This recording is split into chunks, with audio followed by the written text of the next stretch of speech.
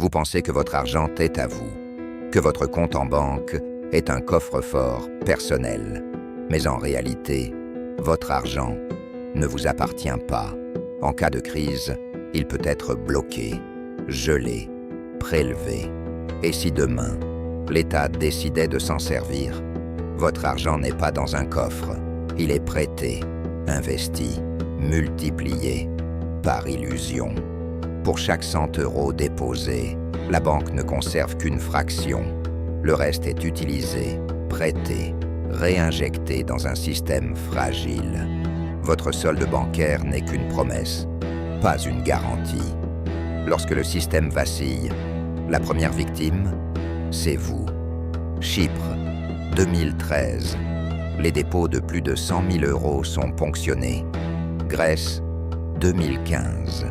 Les retraits sont limités à 60 € par jour. France. La loi Sapin 2 permet, en cas de crise, de bloquer temporairement les retraits, y compris sur votre assurance vie. L'idée paraît extrême. L'État qui viendrait se servir dans vos économies.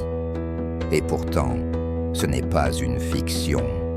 En 1914, la France a mobilisé l'épargne nationale pour financer la guerre. En 1940, des comptes ont été gelés, des fonds réquisitionnés. Aujourd'hui encore, le Code monétaire et financier autorise, en cas de crise grave, des mesures d'exception. En temps de guerre, des lois spéciales peuvent imposer des prélèvements obligatoires ou bloquer les comptes. France, 2027. Une guerre s'étend aux portes de l'Europe. Le gouvernement décrète l'état d'urgence économique. Les comptes bancaires sont gelés. Une taxe exceptionnelle de 10% est prélevée sur tous les dépôts, officiellement pour financer l'effort de guerre, officieusement parce que le pays est à sec. Et si tout votre argent était numérique, plus de cash, plus de marge de manœuvre.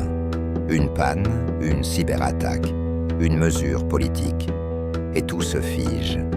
Il ne s'agit pas de fuir, il s'agit de comprendre et de se préparer. Conservez une réserve de cash, investissez dans du tangible. Ne laissez pas tout sur un seul compte. Diversifiez, anticipez. Votre argent n'est qu'un chiffre sur un écran. Un chiffre que d'autres contrôlent.